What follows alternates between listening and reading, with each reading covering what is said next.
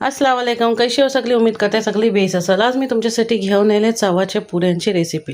त्यांच्यासाठी मी नारळ घेतले 3-4 बेस मोठे मोठे साईजचे होते. तिनं खरवडून घेतले, चव करून तिचं घेतले. तिनातलं मी तूप टाकले 4-5 चिमचे आणि हिला थोडासा फ्राय करीन.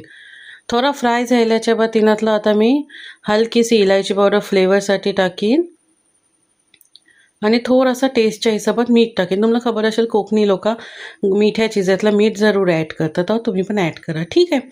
त्यांच्या बाद हिंना बेस जरा फ्राय करून घ्या. थोडा कलर चेंज झाल्याच्या बाद हिंना टेस्टच्या हिशोबात साखर ॲड करीन. मी 2 कोप टाकली होती साखर. तुम्ही तुमच्या टेस्टच्या हिशोबात कमी जास्त ॲड करू शकता. नारळ बेस मोठ्या मोठ्या साईजचे 3-4 होते. त्यांच्या बाद चव पोलसं मी मैदो कालवून घेईन. मैद्यासाठी मी अर्धा किलो मैदो घेतले आहे.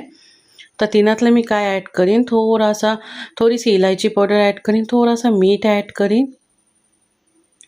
तो ॲड केल्यावर 3-4 चम्मच आहे ना मी तूप बेस घेतलं आहे, तिला पिघलवून थंड करून तो ॲड करीन.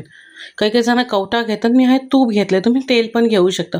आणि बेस हिला एकदम नरम मलून घेईन आणि हिला फुगायला ठेवेन 15-20 मिनटासाठी. जनपर्यंत आपलं पीठ फुगते आपण चवाची काय आपली हालत आहे बघून घेऊया.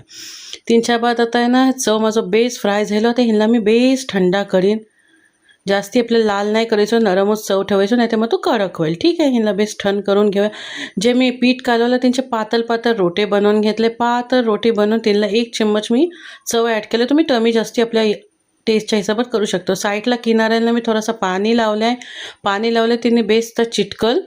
त्यांच्या बाद आहे ना आता ही चरकी येते पुऱ्याची, तिने मी तिला चरकलं, मग शेप दिला आहे बेसिकली, बाकी काही नाही. त्यांच्या बाद तेल बेस गरम केलं, तेलात टाकलं आणि अलट पलट करून लगेच फ्राय करून काढले. जास्ती लाल नाही करायची, मग ती पुरी कडक होते.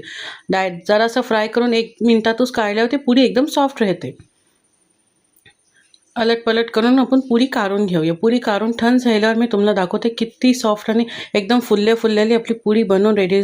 रेसिपी पसंद आली असली तर लाईक शेअर जरूर करा. आवड्या पिठात माझे तकरीबन 30 पुरे बनले होते. अल्लाह हाफिज, दुआत याद ठेवा. मिळता नेक्स्ट व्हिडिओ.